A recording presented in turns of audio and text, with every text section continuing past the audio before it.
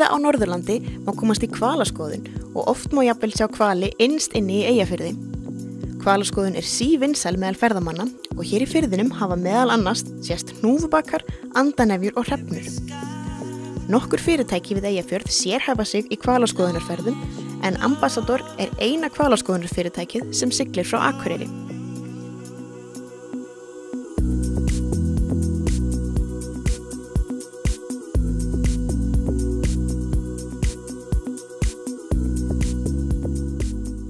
Já, þetta semst þriðja sumarið sem við erum að byrja núna. Það hefur gengið bara bærilega. Þetta auðvitað svona brekka þegar maður er að byrja með svona rekstur.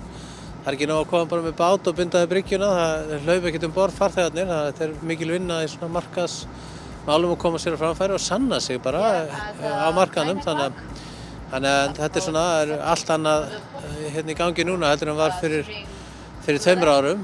Við erum fyrir þó nokkur löngu síðan búin að jafna farþegatöluna frá 2013 það sem af þessu ári. Þannig að það ágætt skangur á þessu núna.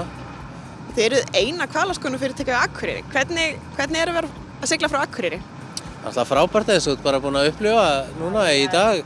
Þá sé svona svolítið norðan átt og svona svolítið kalt en við erum náttúrulega inn í þessum fjallasal inn í Eyjafirðinum og það er rosalega skjólgott og svo hrísa fyrir utan og svona eins og tappi í firðinum þannig að við erum nánast alltaf á sléttum sjó og núna svona síðan að trafikkinn byrjaði hjá okkur í júní þá erum við með 100% árangur í hvalaskoðun en við erum með 0% sjóveiki þannig að það er auðvitað gríðarlegur kostur fyrir fólk sem í hvalaskoðun að vera hresst með að það í skoðunni. Það er ekkert sérstaklega gaman að vera sjóveikur í hvalaskoðun þannig að það er náttúrulega einn af þessum stóru kostum og svo auðvitað þessi saga sem öll Gásir og Strýturnar og Hjalteyri og þessi pláss Dagverðareyri, Svalbarðseyri. Við segjum svolítið frá þessu og þannig að fólk fær svolítið meira með hvalaskoðunni, það fær svona smá sögustund og gætarnir okkar fara yfir það vel þannig að þetta er svona það sem við erum að gera. Það er nú bara meðan við erum að spjalla nokkrir hnúfubakkar búin að synda á bakvið þig. Er þetta aðra hnúfubakkar sem við sjáum hérna? Já, langmest og það er náttúrulega hvalurinn sem við viljum sýna því að hann er svona skemmtilegur og uppátækjasamur og þeir stökkva stundum og koma svona sveifla bækslunum og sporðinum.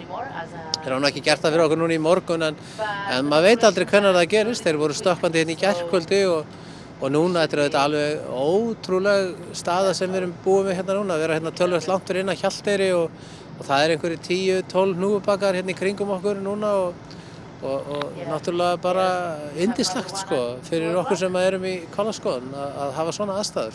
Bara frábært. Hverjir eru það sem koma í ferðir hjá ykkur?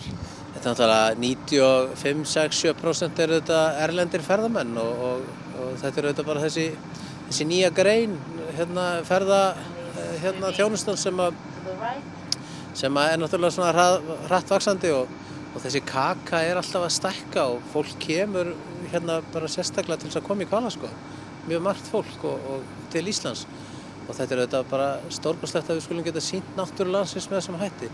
Það er ekkert sjálfgefið að fólk geti komið og séð 3., 4. stærsta dýr veraldar í sínu náttúrulega umhverfi í kannski 3, 4, 5 metra fjarlægð frá því það sem það er og það stendur í metershæð yfir sjávarmáli og hvalirnir, það horfir niður á hvalina þannig að þetta er auðvitað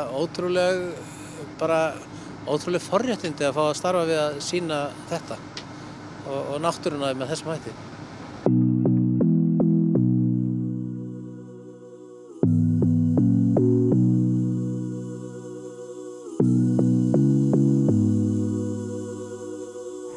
Hvernig er sumarið búið að vera hérna hjá ykkur?